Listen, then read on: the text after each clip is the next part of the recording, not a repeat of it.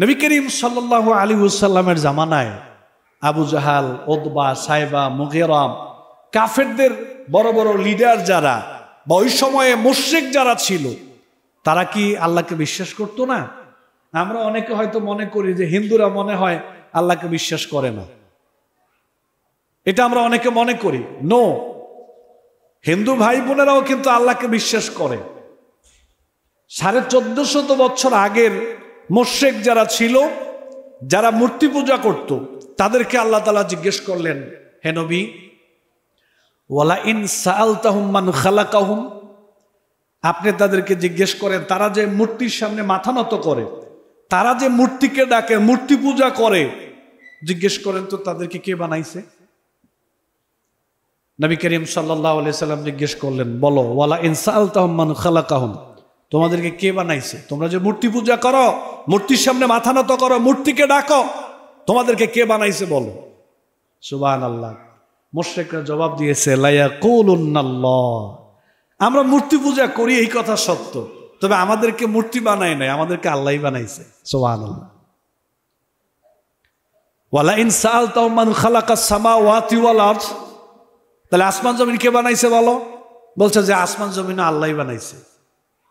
এখানে মূর্তির কোনো অবদান নাই, মূর্তির কোনো ভূমিকা নাই, যদিও আমরা মূর্তিকে ডাকি। ওয়ালা ইন সাআলতাহুম মান খালাকাস সামাওয়াতি ওয়াল আরদ ওয়া সাখারা শামসা ওয়াল কামার, তাহলে এই যে চন্দ্রের পূজা করো, সূর্যের পূজা করো, এগুলো কে বানাইছে বলো? মুশরিকরা বলল যে এগুলো আল্লাহই বানাইছে। ওয়ালা ইন সাআলতাহুম মান নাযালা মিনাস সামাই মাআন ফাহিয়া বিহিল আরদ মিন বাদি মাউতিহা, তাহলে বলো তো আকাশ থেকে বৃষ্টি কে দেয়? বলছে আকাশ থেকে বৃষ্টি আল্লাহ দেয়। তো জমিন থেকে মৃত জমিকে জীবিত করে ফসল কে দেয়? বলছে ফসল আল্লাহই দেয়, মৃত জমিকে জীবিত আল্লাহই করে। ভালো করে বুঝেন, মুশরিকরা কিন্তু আল্লাহ যে একজন আছে এটা বিশ্বাস করত। এখন যদি আপনাদেরকে আমি জিজ্ঞেস করি, ভাই আমাদেরকে কে বানিয়েছে? সবাই বলবে আমাদেরকে আল্লাহ বানিয়েছেন। ভাই রিজিক কে দেয়? সবাই বলবে যে আল্লাহ দেন। বৃষ্টি কে দেয়?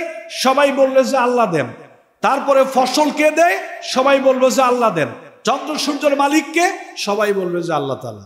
1450 বছর আগে মুশরিকরাও এই উত্তরগুলো দিয়েছে।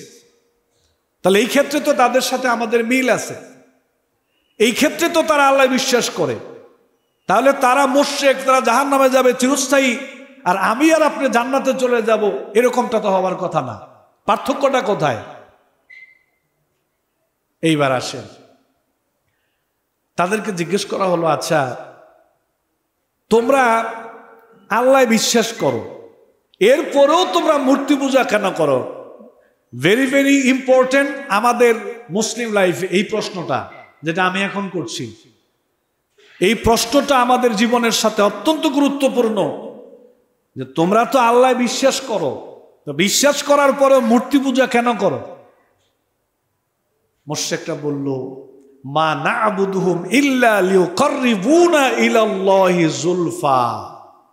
মুশরিকরা বলল যে আল্লাহ একজন আছে এটা আমরা বিশ্বাস করি, তবে মূর্তি পূজা করার কারণ হলো আমরা বিশ্বাস করি এই মূর্তি আমাদেরকে আল্লাহর নিকটবর্তী করে দিবে। মানে মূর্তিকে মাধ্যম বানাইছে আল্লাহকে পাওয়ার মাধ্যম। এখন আল্লাহকে পাওয়ার জন্য তারা শিরিক করছে, আল্লাহকে পাওয়ার জন্য তারা মূর্তিকে মাধ্যম বানাইছে।